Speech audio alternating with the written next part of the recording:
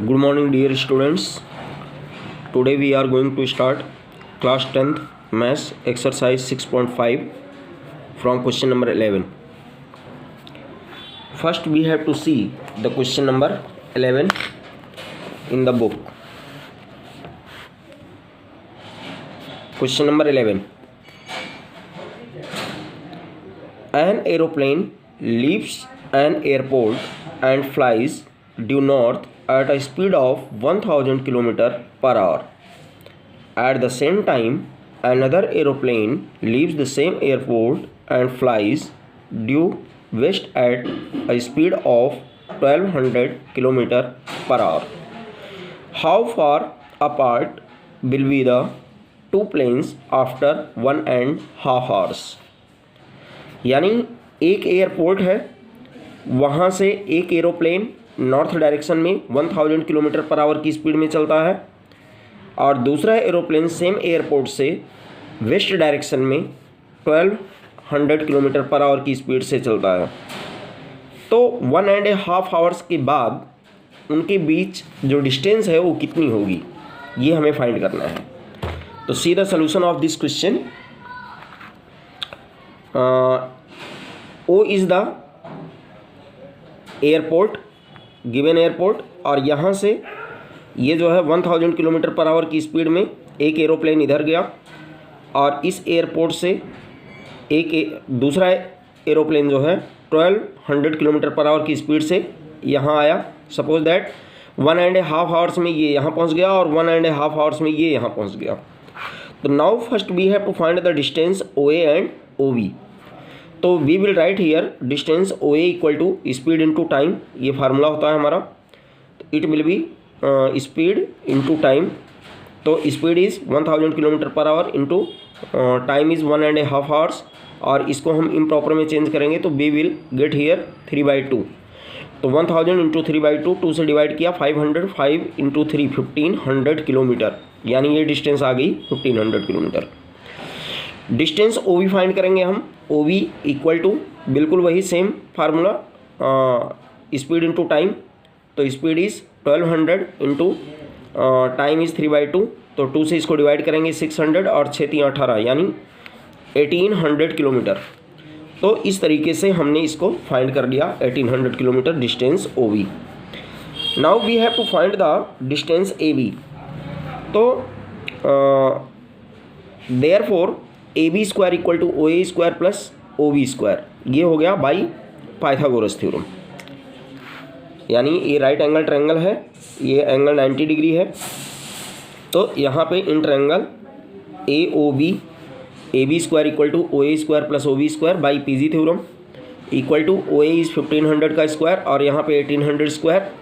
तो 1500 का स्क्वायर आ जाएगा 225, 4 टाइम्स 0, और यहाँ पे 18 का स्क्वायर 324 और 4 टाइम्स 0।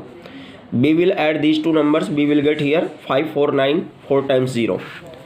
और फिर हम इसको जो है लिख सकते हैं, क्योंकि 9 से ये नंबर डिविजिबल है तो it can be written in the form of 9 into 61, और 9 के साथ ये जो है 10,000 को मल्टीप्लाई किया तो आ गया आपका 90,000 इंटू 61, और 90,000 का स्क्वायर रूट हम निकाल सकते हैं। तो इट विल बी 300, और 61 का नहीं निकलेगा तो रूट 61, यानी यहाँ A B square equal to 90,000 into 61। तो ए बी इक्वल टू इसका स्क्वायर रूट हुआ, इसका स्क्वायर रूट 300 आ गया और इसका नहीं निकलेगा तो रूट 61 हो गया। It is your answer. Now see the question number 12। Question number 12 क्या है? 2 poles of heights 6 metre and 11 metre stand on a plane ground. If the distance between the feet of the poles is 12 metre, find the distance between their tops।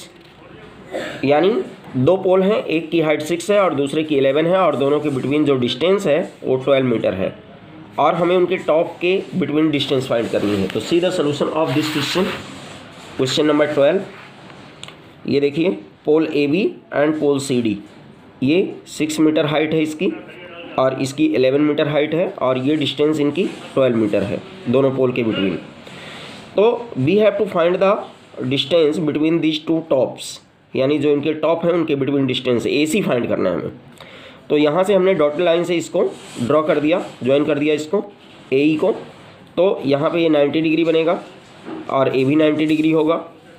तो given A B equal to 6 metre, ये pole की height, C D pole इसकी height 11 metre, और B D ये distance between two poles B D equal to 12 metre, ये सारा कुछ given है। तो since A E equal to B D, क्योंकि ये अपोजिट साइड्स ऑफ रेक्टेंगल हो गए, तो A E equal to B D equal to 12 metre हो जाएगा, और C E equal to C D minus E D, C D minus E D या D कुछ भी लिख सकते हैं। तो ये हो जाएगा आपका 11, और डी क्योंकि D equal to A B होगा, जितना 6 है तो ए भी 6 हो जाएगा, तो यहाँ पे 11 माइनस 6 हो गया। और since D equal to A B equal to 6 metre, तो सी इक्वल टू आ गया 5 मीटर।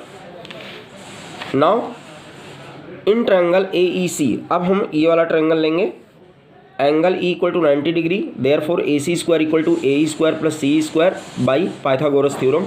तो यहाँ हो गया 12 का स्क्वायर प्लस 5 का स्क्वायर, और इट विल बी 144 और प्लस 25, तो it will be 169।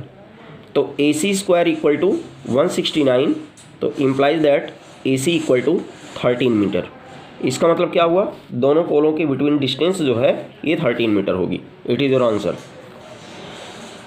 Now see the question number 13। Question number 13 क्या है, D and E are points on the side C A and C B respectively of triangle A B C right angle at C. यानी एक right angle triangle है जिसमें angle C 90 degree है, और side C ए पर point D है और C B पर कोई पॉइंट ई है। तो प्रूव करना है हमें, prove that A E square plus B D square equal to A B square plus D square.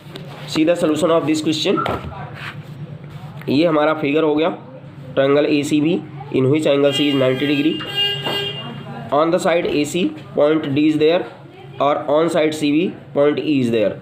तो यहाँ पे क्या हो जाएगा, given portion we can write here to prove A square plus B D square equal to A B square plus D square. ये prove करना है। Proof में सबसे पहले हमें लेना है ट्रायंगल ए सी ई। क्यों, क्योंकि ए सी ई में ए स्क्वायर मिल जाएगा हमें, और ए स्क्वायर हमें लाना है। तो we can write it in triangle A C E angle C equal to 90 degree, therefore A square equal to A C square plus C square by Pythagoras theorem. Equation number first. Similarly in triangle D C B angle C equal to 90 degree, देखिए D C B ये वाला right angle triangle, तो angle C equal to 90 degree, therefore by using Pythagoras theorem B D square equal to D C square plus C B square, B D square equal to D C square plus B C square. तो ये लिख दिया हमने question number 2, ये भी by Pythagoras theorem. Adding first and second we get, अब इन दोनों को हम ऐड करेंगे तो लेफ्ट हैंड साइड में मिलेगा हमें A square plus B D square, A square plus B D square. देखो इसमें जो प्रूव करना है उसमें A square plus B D square left में है, तो A square plus B D square equal to right hand side जो है राइट हैंड साइड के साथ ऐड हो जाएगा, तो it will be A C square, it will be A C square plus C square, A C square plus C square plus ये वाला D C square plus C B square. अब देखिए हमें क्या करना है, अगर हम A C square plus C B square एक साथ कर दें तो we can write here A B square, इन दोनों के प्लेस पर we can write A B square in right angle triangle A C B. इसका मतलब है कि हमें यहाँ पे थोड़ा सा इनको जो है पेयर को इनके चेंज करना है, ए सी स्क्वायर के साथ हमें रखना है सी बी स्क्वायर, तो A C square plus C B square एक साथ कर दिया, और C square plus D C square को एक साथ कर दिया। तो now at the place of A C square plus C B square we can write A B square, because A C square plus C B square equal to A B square. ये भी by Pythagoras theorem ही है इन triangle A C B.